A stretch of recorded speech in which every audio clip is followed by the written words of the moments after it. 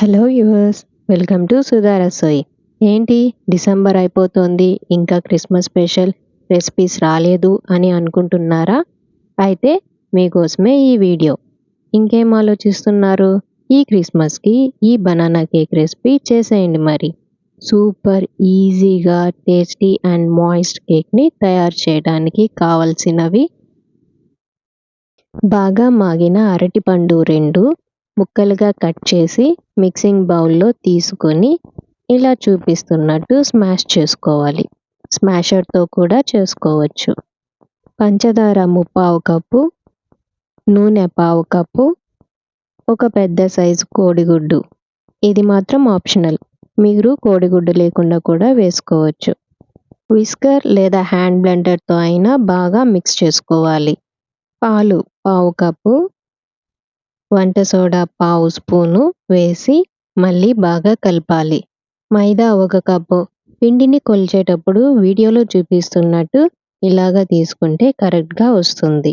లైట్గా పిండిని ఒత్తుకున్న తర్వాత కావాల్సి ఉంటే ఇంకా పిండిని వేసి 1 కప్పు సరిపోయేంత తీసుకొని బాగా కలపాలి. బేకింగ్ పౌడర్ 1/2 స్పూన్ వేసి మళ్ళీ మరోసారి బాగా కలుపుకోవాలి. అంతేనండి, కేక్ బ్యాటర్ రెడీ అయిపోయింది. బేక్ చేసుకోవడానికి టిన్ని ఆయిల్తో గ్రీస్ చేసి పిండితో డస్టింగ్ చేసుకోవాలి, లేదా పార్చ్మెంట్ పేపర్ని ప్రతి సైడ్ వేసిన తర్వాత కలిపి ఉంచుకున్న పిండి మిశ్రమాన్ని కేక్లో పోయాలి.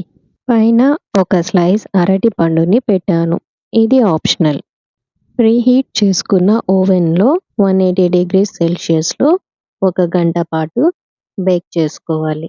ప్రతి oven to oven 5 to 10 minutes difference ఉంటుంది, కాబట్టి ఫస్ట్ 45 minutesకి కేక్ని చెక్ చేసుకుని బేక్ అవ్వకపోతే మరో 5 నుంచి 10 నిమిషాల వరకు మళ్ళీ బేక్ చేసుకోవాల్సి వస్తుంది. బేక్ అయ్యిందో లేదో తెలుసుకోవటానికి ఒక టూత్పిక్ని ఇలా గుచ్చి తీయాలి. ఉడికి ఉంటే టూత్పిక్ నీట్గా క్లీన్గా బయట వస్తుంది, లేకుంటే పిండి అంటుకుంటుంది. ఇంకాసేపు బేక్ చేయాల్సి ఉంటుంది. ఈ కేక్ని పూర్తిగా చల్లారే వరకు అలా వదిలేయాలి. బాగా చల్లారిన తరువాత స్లైసెస్గా కట్ చేసి సర్వ్ చేసుకోవాలి. నచ్చిందా? మరి ట్రై చేసి మీకు ఎలా వచ్చిందో కామెంట్స్లో చెప్పండి. Thank you for watching.